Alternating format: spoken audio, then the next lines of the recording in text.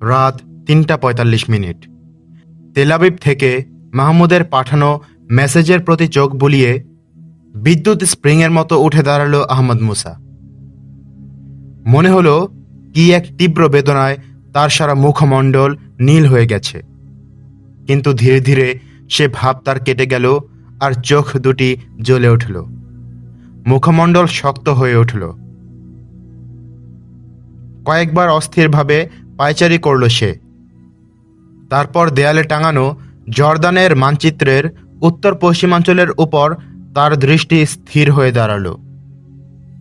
জেবেল আল শামস, সংযুক্ত জনফ্রন্টের হেডকোয়ার্টার। ওরা আজ এক মিটিংয়ে এসেছে। ভালো হলো, পাওয়া যাবে একসঙ্গে। কিন্তু জর্জ বাহাস নেই, গেছে উত্তর ভিয়েতনাম সফরে। ওর জন্য দণ্ড তোলা রইল। আহমদ মুসা চেয়ারে গিয়ে বসল। বাম পাশের এক সুইচে মৃদু চাপ দিল। কিছুক্ষণ পরে পাশের কক্ষ থেকে আহমদ মুসার সেক্রেটারি আলী বিন সাকের এসে হাজির হল। আহমদ মুসা বলল, জাফর জুবায়ের ও ইউসুফকে তৈরি হতে বলো। জিপ রেডি আছে কিনা দেখো। এহসান সাবরিকে এখনই আমার কাছে আসতে সংবাদ দাও। সাইমুমের অ্যাকশন স্কোয়াডের আমানস্থ অধিনায়ক এহসান সাবরি আহমদ মুসার কক্ষে প্রবেশ করল। আহমদ মুসা দাঁড়িয়েছিল। এহসান সাবিরকে বসতে বলে সেও চেয়ারে গিয়ে বসল। আহমদ মুসা এহসানকে জনফ্রন্টের ষড়যন্ত্রের কথা জানিয়ে বলল, আমি জেবেল আল শামসে যাচ্ছি। 5 মিনিটের মধ্যে 100 জন মুজাহিদ নিয়ে তুমি এসো।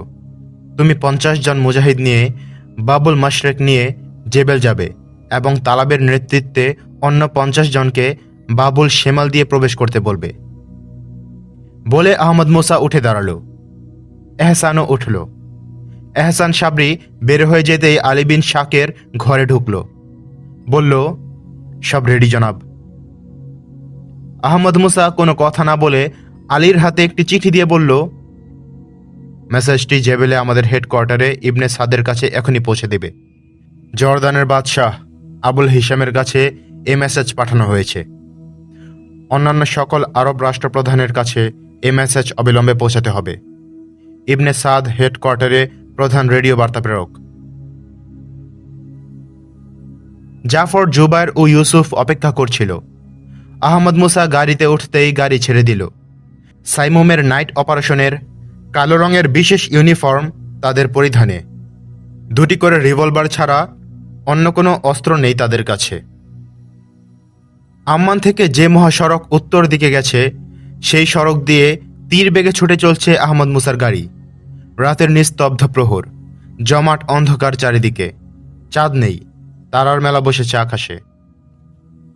আহমদ মুসা ভাবছে, সাবধান হবার সুযোগ না দিয়েই ওদের কাছে পৌঁছতে হবে। তাই যথাসম্ভব রক্তপাত ও সংঘর্ষ এড়াতে হবে। প্রহরীদেরকে নিঃশঙ্ক করার জন্যই মুসা নিরস্ত্র অবস্থায় এসেছে। আম্মান থেকে 70 মাইল দূরে জেবেল আল শামসের পূর্ব দিকের প্রবেশমুখ বাবুল মাশরেকের সন্নিকটবর্তী হল মুসার গাড়ি। গাড়ির হেডলাইটের আলো বাবুল মাশরেকে গিয়ে পড়েছে। স্টেনগান উঁচিয়ে প্রহরীরা দাঁড়িয়ে আছে দেখা যাচ্ছে।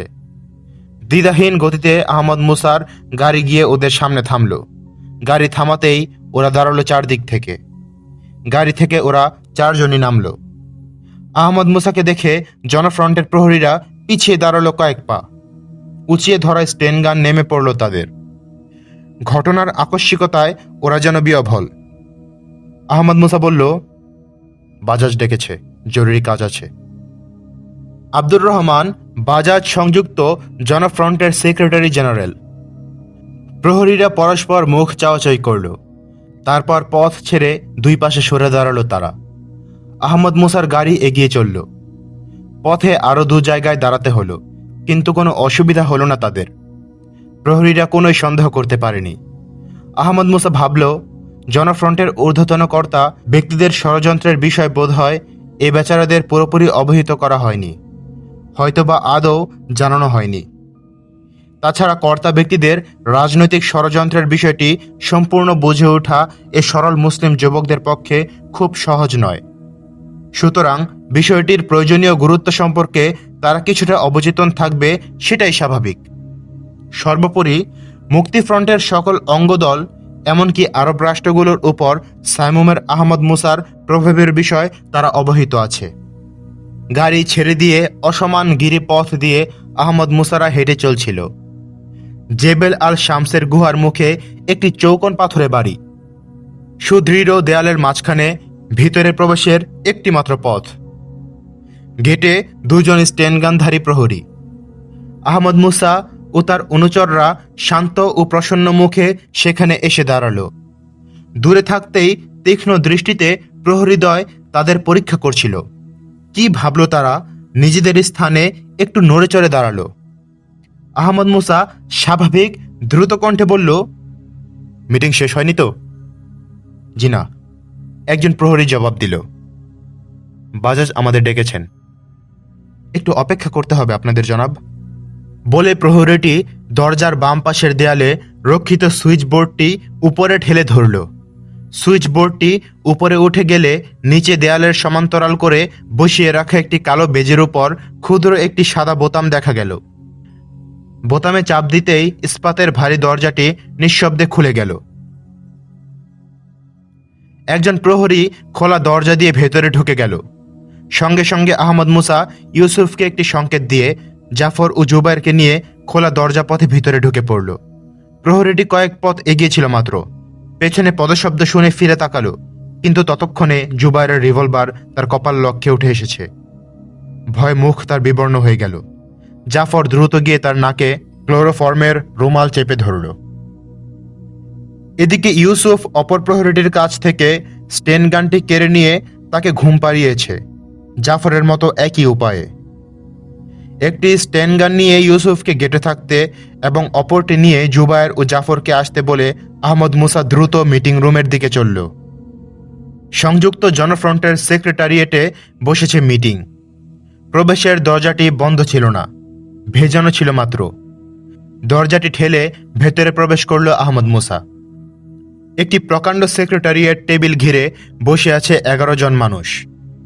একটি রিভলিং চেয়ারে বসে আছে আব্দুর রহমান বাজাজ। তার সামনে বিরাট একটি ফাইল। তার পাশের বড় রিভলিং চেয়ারে বসে আছে জনফ্রন্টের সহসভাপতি আব্দুল করিম হাসুনা। জর্জ বাহাসের অনুপস্থিতিতে সেই আজকের মিটিংয়ের সভাপতি। সেক্রেটারিয়েট টেবিলটির অন্য পাশে গোল হয়ে বসে আছে সংযুক্ত জনফ্রন্টের কার্যকরী কমিটির 9 জন সদস্য। দরজা খোলার শব্দে চোখ ফিরালো তারা দরজার দিকে। আহমদ মুসাকে দরজায় দাঁড়ানো দেখে বিস্ময়ে বিমূঢ় হয়ে পড়ল সবাই।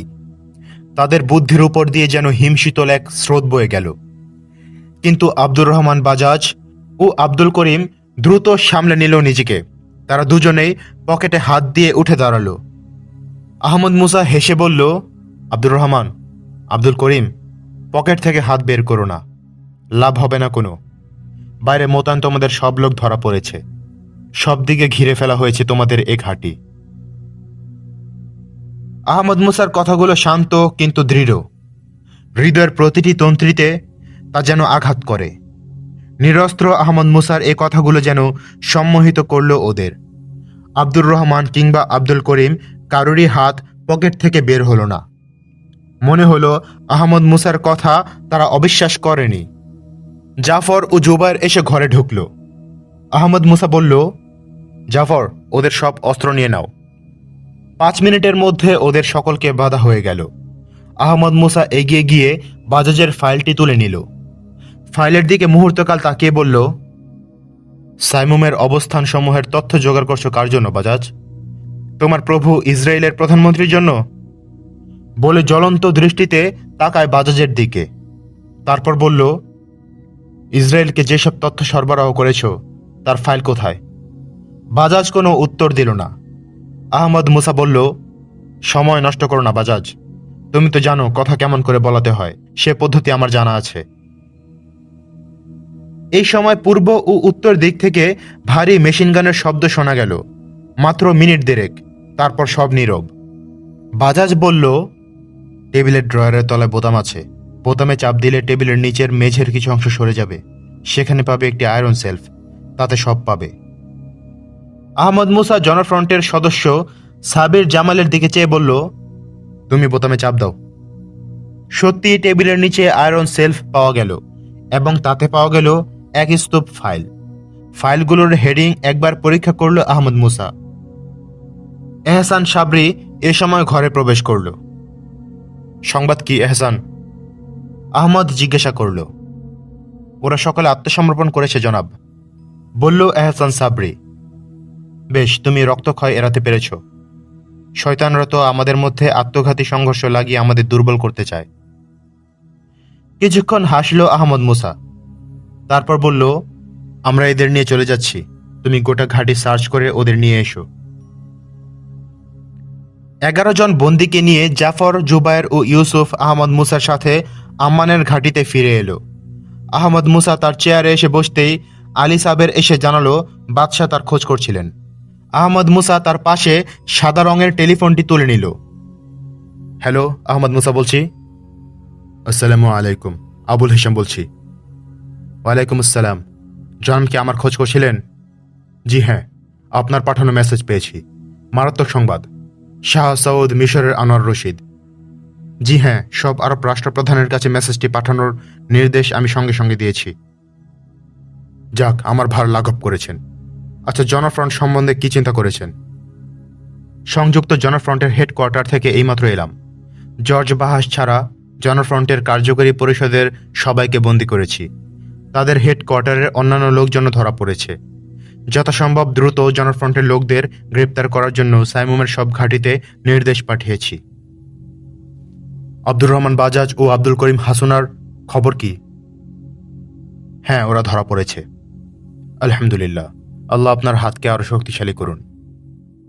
দোয়া করুন জনাব, ফিলিস্তিনের মুক্তি যেন আল্লাহ ত্বরান্বিত করেন এবং বিশ্বের মুসলিম মানুষের মুক্তির যেন এটা হয় শুভ পদক্ষেপ। আল্লাহ সহায়, তিনি সর্বশক্তিমান। জনাব, সংযুক্ত আরব কমান্ড এবং নিখিল আরব নিরাপত্তা কাউন্সিলের শীর্ষ বৈঠকের কতদূর? তারিখ নির্দিষ্ট করার বাকি আছে। আসছে পবিত্র রবিউল আওয়ালের 12 তারিখের মধ্যে এই সম্মেলন অনুষ্ঠিত হলে ভালো হয়। দোয়া করুন, রাখি এখন। আচ্ছা, খোদা হাফেজ। খোদা হাফেজ। টেলিফোন রেখে রিভলিং চেয়ারটিতে গা এলিয়ে দিলেন আহমদ মুসা। ক্লান্তিতে গোটা শরীর ভেঙে আসছে। পূর্বের জানালা দিয়ে আসা স্নিগ্ধ বাতাস খুব ভালো লাগছে তার। ঘুমে জড়িয়ে আসতে চাইছে চোখ। হঠাৎ চারদিকের নীরবতা ভেঙে মুয়াজ্জিনের কণ্ঠ শোনা গেল। আম্মানের শাহী মসজিদের উঁচু মিনার থেকে ভেসে আসছে আজান। আল্লাহু আকবার, আল্লাহু আকবার, আল্লাহু আকবার,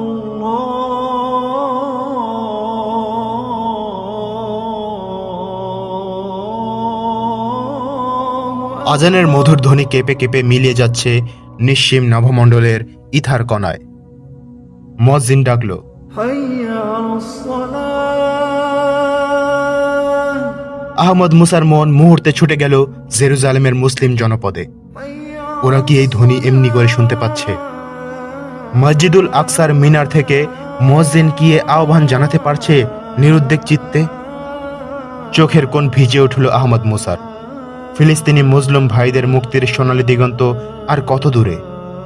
Tel Aviv, Haifa, Jerusalem, ইলাত, Hebron, Gaza প্রভৃতি শহরের মসজিদের মিনার শীর্ষ থেকে কবে মুয়াজ্জিনের এমনি স্বাধীন কণ্ঠ শোনা যাবে?